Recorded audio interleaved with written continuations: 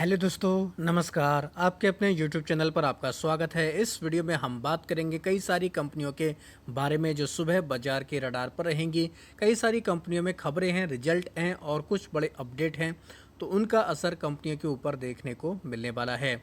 Video शुरू करने से पहले कहना चाहूँगा, अगर किसी ने चैनल पर फर्स्ट टाइम विजिट किया है तो चैनल को सब्सक्राइब कर लें और बेल आइकन को ज़रूर दबा लें। तो सबसे पहले बात करेंगे बैंक ऑफ बड़ौदा के बारे में। इस कंपनी के Q1 के नतीजे आए हैं और नतीजों का असर इस कंपनी के ऊपर देखने को मिलेगा। बैंक ऑफ बड़ौदा ने Q1 में 1278 करोड़ का पैट रिपोर्ट किया है, जो हम लोगों को घटकर आते देखने को मिला। अनुमान से भी हम लोगों को नीचे आते देखने को मिला है। हालांकि इसमें हम लोग को वन टाइम एग्जेप्शनल लॉस देखने को मिला है, इस वजह से हम लोग को सारा सेटलमेंट देखने को मिला। कंपनी का NII देखें 10% तक बढ़कर है 12,525 करोड़ के आसपास। कंपनी की असेट क्वालिटी देखें तो ये हम लोग को थोड़ा सा कमज़ोर होते देखने को मिली। हालांकि प्रोविजनिंग घट कर आई है, तो मिले जुले नतीजे देखने को मिल रहे हैं BOB के, तो इस कंपनी के ऊपर थोड़ा बहुत नेगेटिव इम्पैक्ट देखने को मिल सकता है। दूसरी कंपनी NTPC, इसके भी नतीजे हमें आते देखने को मिले। इसके अगर नंबर देखें तो कुछ हद तक हमें नतीजे बेहतर देखने को मिल रहे हैं। कंपनी ने इस बार 12% की ग्रोथ दिखाई है। अगर कंपनी का पैट देखें तो हम लोग को अच्छा खासा बढ़कर आते देखने को मिला 5,342 करोड़ के आसपास, जो पहले 4,774 करोड़ के आसपास देखने को मिल रहा था। SBI कार्ड की बात करेंगे, ये तीसरी कंपनी, इसके भी हमें Q1 के नतीजे देखने को मिले। SBI कार्ड ने भी थोड़ा बहुत बेहतर परफॉर्मेंस दिखाने की कोशिश की है। 19% से ज़्यादा कंपनी का पैट बढ़कर आया। हालांकि NII कंपनी की हम लोग को फ्लैट देखने को मिली, कोई यहाँ पर खास ग्रोथ नहीं है। इसमें 1681 करोड़ से घटकर ये 1676 करोड़ के आसपास आते देखने को मिला, तो यहाँ पर थोड़ा सा दबाव रहा है। ओवरऑल SBI कार्ड के भी मिले जुले नतीजे इतना कुछ खास करके नहीं दिखाया है। लोधा डेवलपर की बात करेंगे, इसके नंबर आए हैं। अगर इसके नंबर की बात की जाए तो बेहतर नतीजे देखने को मिल रहे हैं। स्ट्रॉन्ग परफॉर्मेंस कंपनी ने दिखाई है Q1 में। कंसोलिडेटेड आधार पर नेट पर देखें तो मोर देन डबल हो चुका है। 1372 करोड़ रिपोर्ट किया, जो पहले इसी तिमाही में पिछले साल 675 करोड़ के आसपास था। रेवेन्यू में 43% की ग्रोथ रही, 4,997 करोड़। एबिडा 95% बढ़कर है। मार्जिन कंपनी के 28.2% से बढ़कर 38.5% पर आ चुके हैं। तो अच्छे नंबर प्रेजेंट किए कंपनी ने, तो इसके दम पर यह कंपनी बाजार के रडार पर रहेगी, तो चाहे आप इसको अपने फोकस में रख सकते हैं। केफिन टेक्नोलॉजी की बात करेंगे, इस बार भी कंपनी ने निराश किया है। नेट पैट हम लोगों को लगभग 2.5% तक गिरकर आते देखने को मिला, 75 करोड़ रहा। रेवेन्यू में हालांकि 30% की ग्रोथ रही। एबिटा 7% बढ़कर है। कंपनी के मार्जिन काफ़ी गिरकर आए, 41.5% से गिरकर 34.2% पर आ चुके हैं। तो केफिन टेक लगातार कमज़ोर परफॉर्मेंस दिखा रहा है, तो ये कंपनी कह सकते हैं थोड़ा बहुत दबाव में रह सकती है। जिंदल स्टील की बात करेंगे, जिंदल स्टील ने रिपोर्ट किया है 43% का डिक्लाइन अपने Q1 के नेट पैट में। 844 करोड़ का रिपोर्ट किया है, अनुमान से कमज़ोर देखने को मिला। रेवेन्यू में 26% की ग्रोथ रही है, 15,482 करोड़ इसने एस्टीमेट को बीट किया। एबिडा 11% से ज़्यादा घटकर आया। कंपनी के मार्जिन भी 24.43% से घटकर 17.18% पर आ चुके हैं। यहाँ पर भी दबाव देखने को मिला है, तो ये कंपनी भी कह सकते हैं मिले जुले नतीजों के दम पर बाजार में रिएक्शन दिखाने वाली है। अब बात करेंगे निफ्टी 50 की कंपनी है, टाटा ग्रुप की कंपनी टाटा कंज्यूमर। इसके नतीजे देखें तो इसके नतीजे कुछ हद तक बेहतर आते देखने को मिले हैं। कंपनी ने नेट पैट रिपोर्ट किया है, 27% से ज़्यादा की हमें ग्रोथ देखने को मिले, 427 करोड़ के आसपास देखने को मिला और अनुमान के आसपास देखने को मिला। रेवेन्यू में 12% की ग्रोथ है, 5,348 करोड़।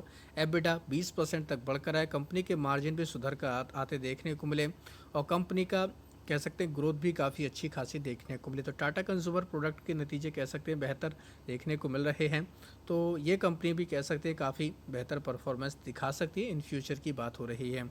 कॉनकोर की बात करेंगे, नतीजे स्टेबल है, इतने कुछ खास परफॉर्मेंस नहीं दिखाया है। नेट पैट फ्लैट रहा है। रेवेन्यू भी में भी मामूली से बढ़त देखने को मिले और एबिटा की बात करेंगे तो ये भी 2.7% बढ़कर आया। कंपनी के मार्जिन भी मामूली से सुधर कर आते देखने को मिले।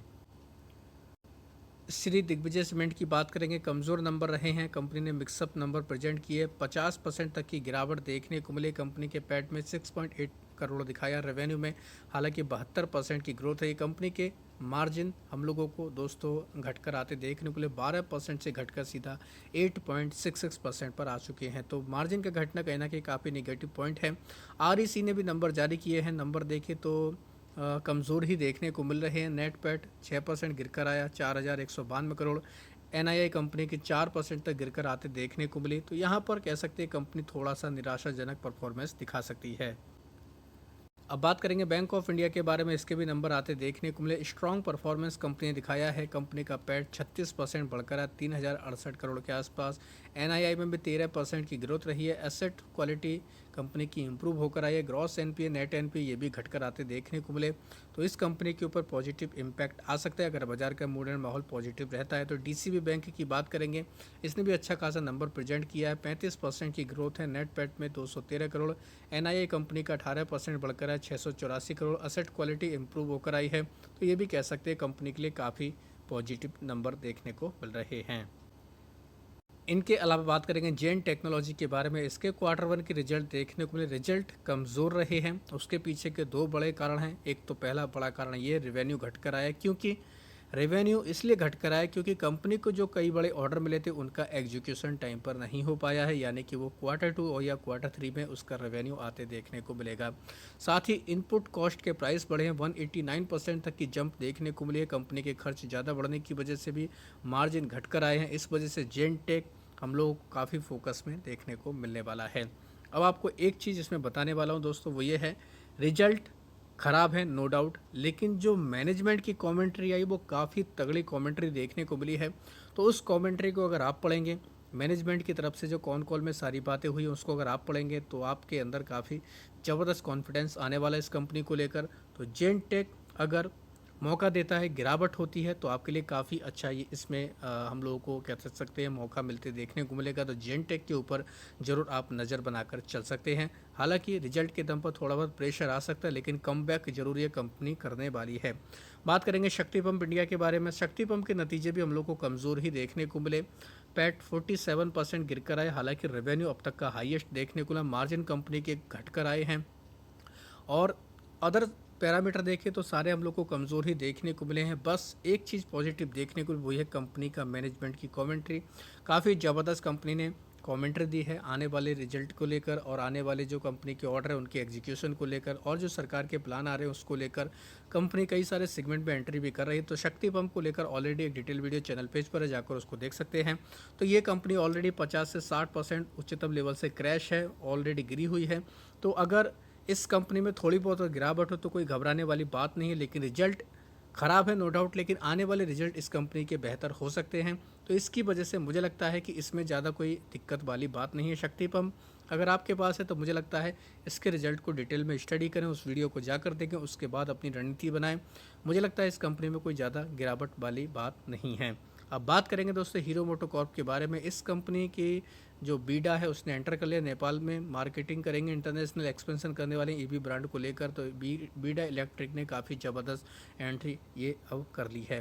बात करेंगे पीएनबी के बारे में। पीएनबी के एमडी हैं अशोक चंद्र। इनका कहना है कि FY27 में 20,000 करोड़ का पैट किए इसको पार करने वाले हैं और कुछ एक्विजिशन भी करते देखने को मिलेंगे। तो ये भी कहना है कि काफ़ी बड़ा डेवलपमेंट है।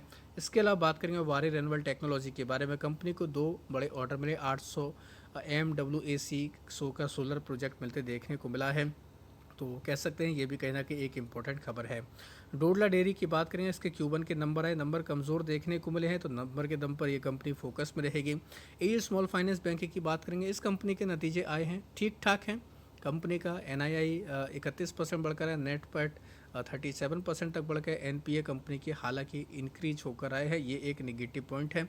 0.74% से बढ़कर 0.76% पर ये हमें आते देखने को मिले हैं। साथ ही कंपनी का हालांकि GNPA देखें तो ये हम लोग को 2.03% से बढ़कर 2.1% पर आ चुके हैं। तो एनपीए बढ़ना किसी बैंक के लिए नेगेटिव है, तो इस चीज़ के लिए आप इस कंपनी को फोकस में रख सकते हैं। केफिन टेक का हम लोग ऑलरेडी जिक्र कर चुके हैं। वेदांत फैशन की बात करेंगे, इस कंपनी के नंबर कह सकते हैं ठीक ठाक है, कोई खराबी नहीं है, तो वेदांत फैशन को फोकस में रख सकते हैं। पैट 14% तक बढ़कर आए, 80 करोड़ के आसपास देखने को मिला। कंपनी के मार्जिन भी बढ़कर आए हैं। हाईरेक्ट की बात करेंगे, हाईरेक्ट मतलब हिंद रेक्टिफायर की बात करेंगे, इस कंपनी को 2 बड़े ऑर्डर मिले, 120 करोड़ की इसकी वैल्यू है। इंडियन रेलवे की तरफ से इनको ऑर्डर दिए गए हैं और इस ऑर्डर के दम पर ये कंपनी भी फोकस में देखने को मिलने वाली है। अब बात करेंगे एएसएम लिस्ट के बारे में। एएसएम लिस्ट को लेकर वीडियो ऑलरेडी चैनल पेज पर है, फुल वीडियो आप जाकर देख सकते हैं। लॉन्ग टर्म की लिस्ट में हम लोग को 5 कंपनी आते देखने को मिली, जिनमें कोई इंपॉर्टेंट कंपनी इतनी खास नहीं, चाहे तो जैक्सन पाल सर्विस और ध्रुवा कैपिटल को फोकस में रख सकते हैं।